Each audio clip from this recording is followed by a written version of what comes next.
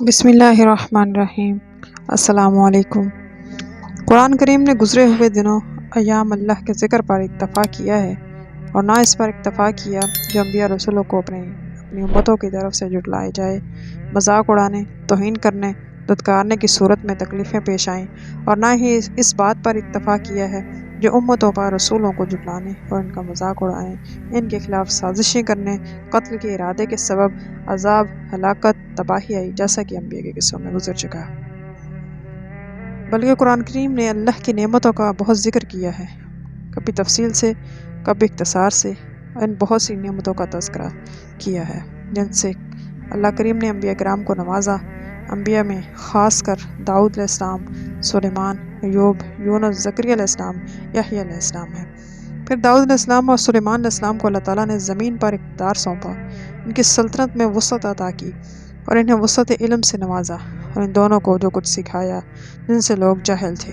طاقتور سرکشوں کو ان دونوں کے تابع کر دیا، سرکش نافرمان حیوانات، جمادات ان کا مطیع کر دیا۔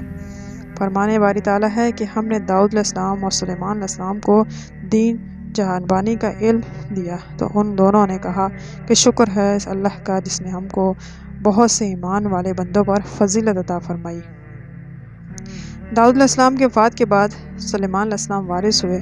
انہوں نے اظہار تشکر کے لیے کہا، اے لوگو، ہمیں پرندوں کی بولیاں سکھائی گئیں اور ہم کو نظام سلطنت کے متعلق سب چیزیں دی گئیں، تو واقعی یہ اللہ کا بڑا فضل و کرم ہے۔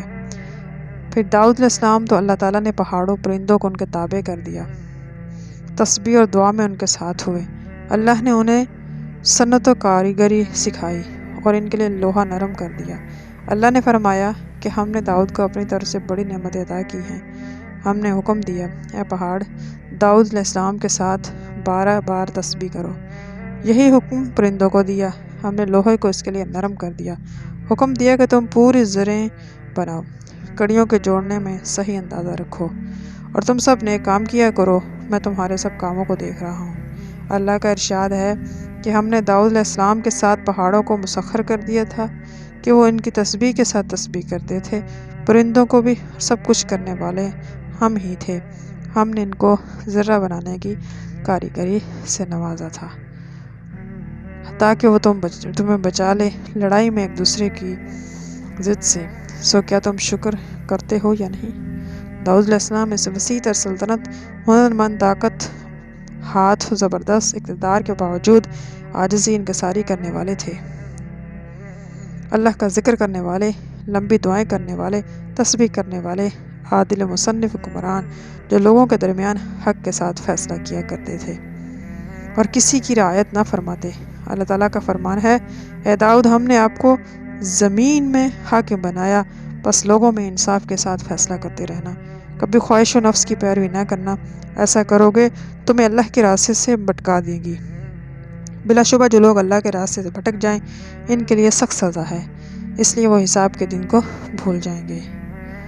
پھر جو سلیمان علیہ السلام تھے ان کے لیے اللہ نے ہوائیں کو تابع کر دیا اور ان کے حکم سے جو چلتی تھی انہیں ایک جگہ سے دوسری جگہ لے جاتی تھی، وہاں اس جگہ نہایت ہی کم وقت میں پہنچ جاتے تھے، جلدی پہنچ جاتے تھے۔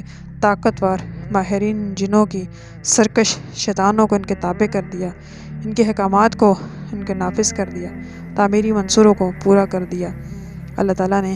اور یہ تو پیغمبر جن کو جو چیزیں تابع کی تھی، سب نبیوں سے زیادہ اللہ تعالیٰ ان کو نوازا تھا۔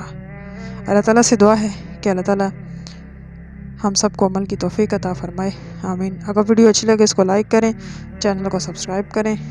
انشاءاللہ ملتے ہیں کل ایک اور ویڈیو کے ساتھ۔ اللہ حافظ۔